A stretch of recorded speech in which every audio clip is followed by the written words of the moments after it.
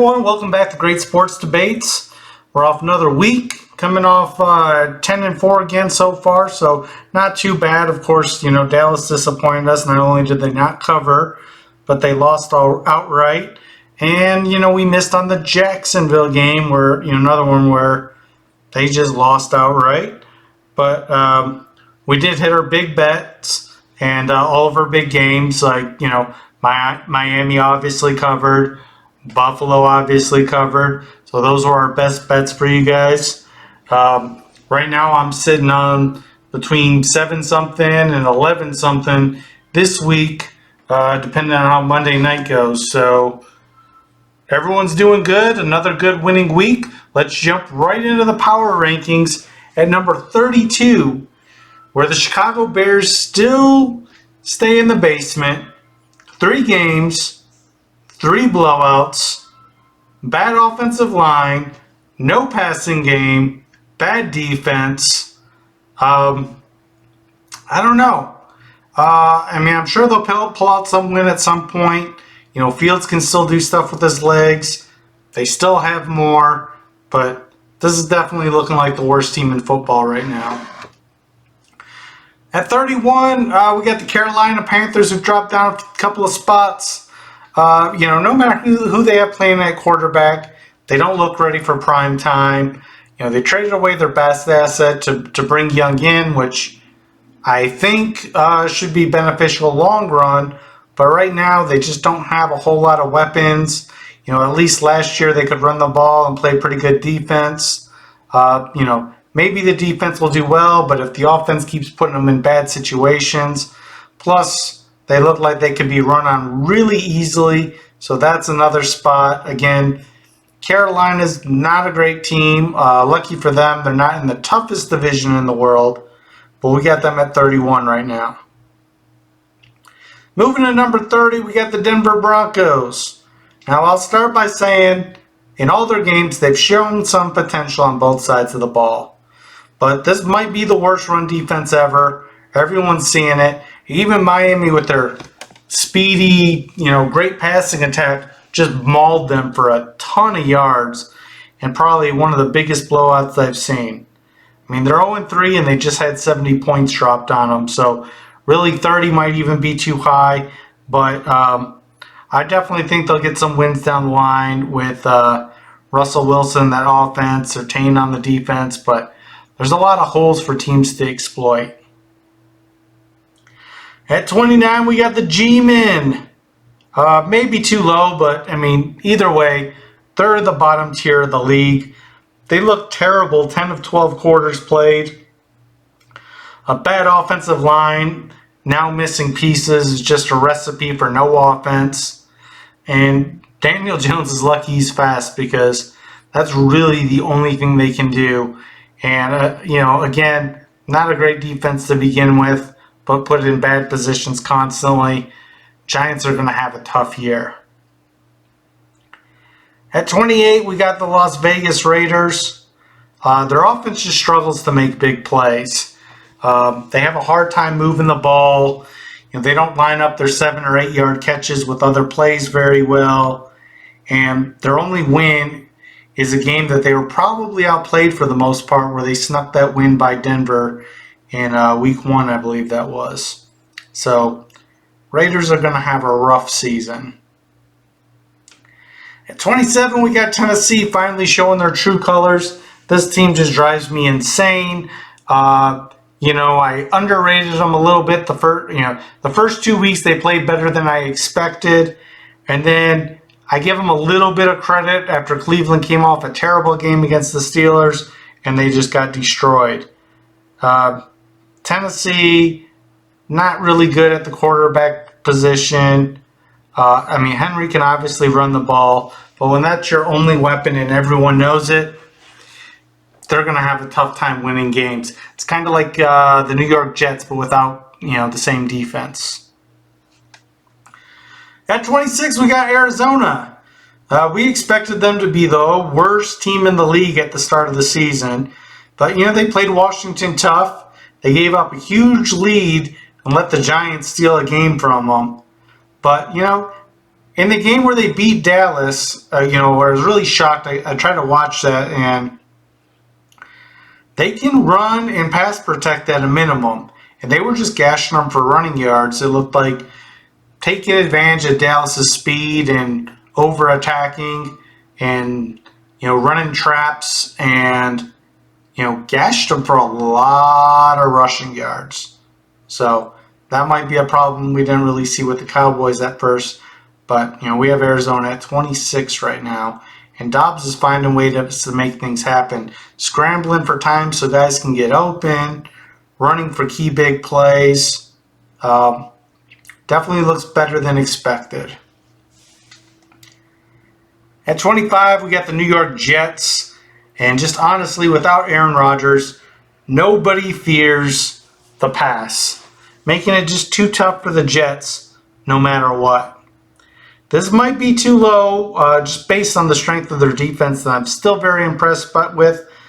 But with a one-dimensional offense, teams can key on too much. It's going to put the defense on the field too often where they're going to have to take chances at some point. We've been hitting the Jets scores and they've been pinging 10s. And that's not going to win you a lot of games. At 24, we got the Minnesota Vikings. This is a team I still do think should be higher. I mean, I've watched all their games. Their offense moves the ball well. But at some point, you have to hold them accountable for, one, their record of 0-3, and two, they just keep making tons of really bad mistakes and turnovers. Now, I think Minnesota might have put themselves in a hole they can't get out of, but I would definitely be curious if you see a book where it has odds for teams to make the playoffs. If Minnesota's like an extreme long shot, it might be worth a small bet. At 23, we got the Houston Texans. Now, I know someone's going to hit me in the comments and say, man, that's a big jump for one game. I thought you don't overreact to one game. And, what it really is, again, I was just impressed with C.J. Stroud. And, man, when they give him time, he threw some nice balls. And then Will Anderson's balling out special teams on defense. So that's a couple of young cornerstones that are turning things around. And, even though we have them jumping up, we still have them at 23. So we're not getting crazy with it. But this is a team I'd definitely like to keep an eye on. At 22 is the Jacksonville Jaguars. This is a big drop. I didn't drop them probably how I should have last week. And maybe I dropped them too much this week. But the fact is they're 1-2. The offense not only didn't take that next step, but they've actually went backwards a little bit. And the defense isn't enough to kind of help them out at this point. I could definitely see the Jags moving up from here, but, the playoff hopes is all going to be dependent on the division that they play in. That's kind of their saving grace. At 21, we got the Saints. And I've been underwhelmed with the offense so far. But they are 2-1, and they do get Kamara back soon. So I could see this be a team that moves up the rankings, sliding through the first 3 games at 2-1, despite not really playing that great, especially on offense. At 20, we got the Green Bay Packers. Love, he's not great, obviously, and we didn't expect him to be great. But, we did expect him to be a little better than where he is right now. And I think part of that evaluation for me was when that offensive line is healthy, he should have a lot of time.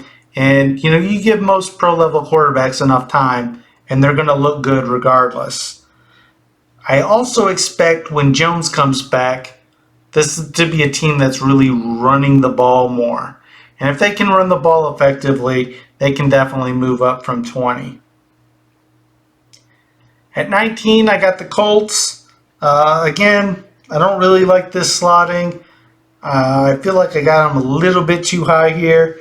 But despite how they played last year, the O-line is still strong. We expect Richardson to be dynamic.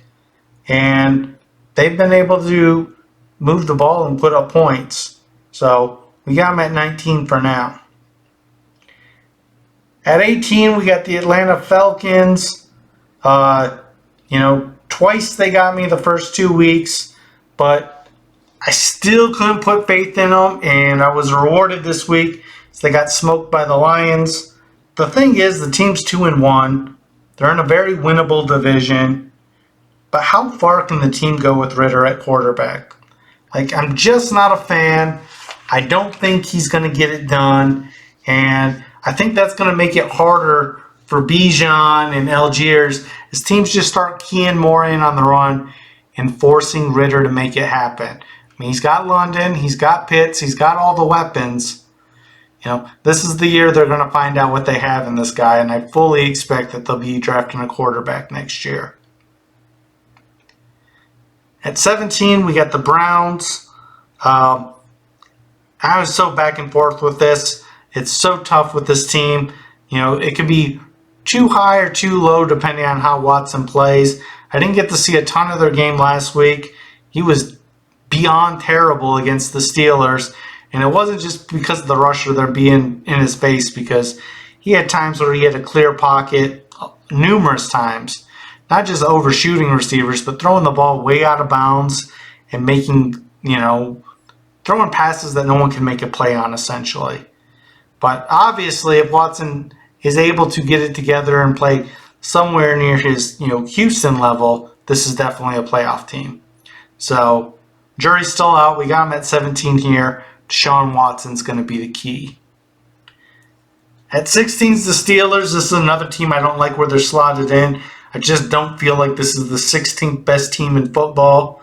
The offense requires big plays, to score or do anything. But the defense is definitely top tier. TJ Watt is just making plays all the time. He's unblockable. They got strong defenders in the middle of the line that can stuff the run. It's just a question of how many times can the defense continuously play lights out if Pickett's giving them a bunch of 3-and-outs. Pittsburgh's 2-1, but it's a team I do not trust yet. On that same train at 15, we got the Washington Commanders. I just need to watch more of Washington play. This does seem high after they got smoked by Buffalo, but that was definitely something we expected. Is one or two of our best bets this week. Buffalo minus 6.5 against Washington. I'll take all day. And like I told you last week, if you want to jump in on the Buffalo train or you're a big Buffalo fan, then was the time to do it. The odds are already shifting for them. So keep that in mind. But despite me expecting Buffalo to really dominate against Washington, I really didn't think that defense was going to give up that many points. So Washington's a team I'm going to need to watch more. I don't think that they're going to be the 15th ranked team, but that's where we have them right now at 2-1. 14, we got the Cincinnati Bengals. This is a tough spot with them already being 0-2 and me expecting them to actually lose today. But I've seen this offense be too good for too long to count out. And we know Burrow isn't healthy yet. So I'm keeping them in that 14 range for now. And I want to see how they look when the offense is at full strength. It's gonna take a few losses before I can really push the Bengals further down the list. At 13, we got the Chargers. And I still think the same thing I thought from week 1, that this is a borderline playoff team, despite the slow start. They're still missing Eckler, and they're still missing Kendricks on the defensive side. They've put up points and been a pretty good offensive team so far. It'd be nice if the defense played a little bit better. But, Chargers are still a borderline playoff team. At 12, I got the Patriots, which again feels too high, but we know the defense is good, and we know they got the best coach in the game. Interesting enough, despite having them at 12, I don't think that this team has a good shot at the playoffs because the division they're in is just too tough. At 11, we got Tampa Bay. I'm curious to see if the Baker-Evans connection can lead to a career year. Definitely going to be watching that game today. They're in the driver's seat in the weakest division in the NFC. So 2-0 so far.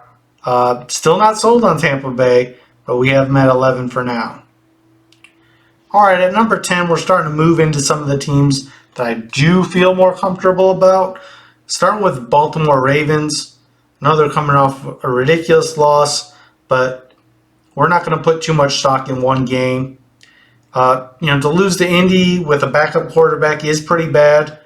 And I think the Ravens really need to work on the running game, doing run-pass options, and using Lamar Jackson to his full extent as a dual threat more to put pressure on defenses, because I think that's when they're at their best.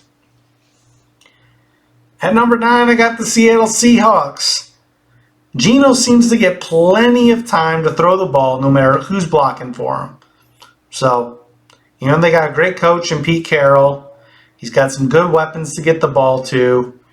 They've been smart and able to get really good running backs at low spots in the draft so they can pound the ball. The defense can figure it out when they need to. I really like the Seahawks team.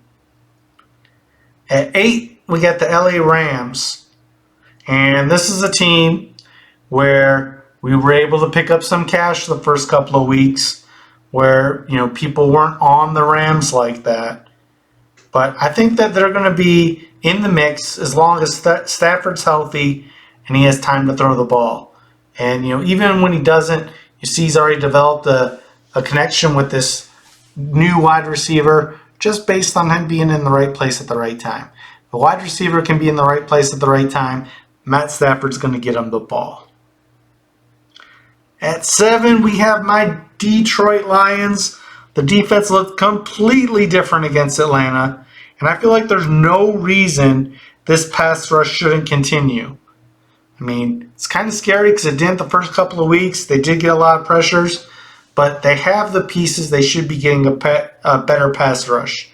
The big area of concern is that Jerry Jacobs is still in the defensive backfield. We got players coming back that should be replacing him, but I don't know if they want to wait that long. So that's definitely a rough spot right there on the defense that's led to a lot of disappointment. Laporta is also a great complement to St. Brown, but we still need that more consistent deep threat that we're hoping Jameis Williams can provide when he gets back. At 6, we got the Cowboys. This is always going to be a controversial pick. All the Cowboys fans are going to say that's too big of a drop. All the rest of the world that mostly hates the Cowboys is going to be laughing because they enjoy when the Cowboys lose. But, even when we slid them up to number 1 last week, I did say, hey, you still got Dak Prescott. There's still some things where, it's kind of hard to put them over San Francisco. But at the end of the day, we had to look at what they did the first 2 weeks, regardless of who the competition was. And I think that Arizona exposed their issue against the run on defense, which a lot of teams don't do, but a lot of teams might try at this point. This is a key thing to keep in mind come the Dallas-Philly matchup, because if Philly's smart, they're going to pound the rock, and I think that might be one where there's some value when that matchup comes. Speaking of, at number 5, we got the Philadelphia Eagles. They're strong on both lines, so they're always going to be an elite team no matter who else is playing. The defense did lose some good pieces, which we've talked about. And I'm not as high on Jalen Hurts as most people are in general, but he's definitely good enough to get the job done when he has time to get the ball out of his hands. And he's got great pieces to get the ball to. This is a team that's going to be favored nearly every week of the season. And on that note, at number 4, we got the Kansas City Chiefs, who, if you looked at the lines for the season before the year started, were favored in every single game this year. They're 2-1.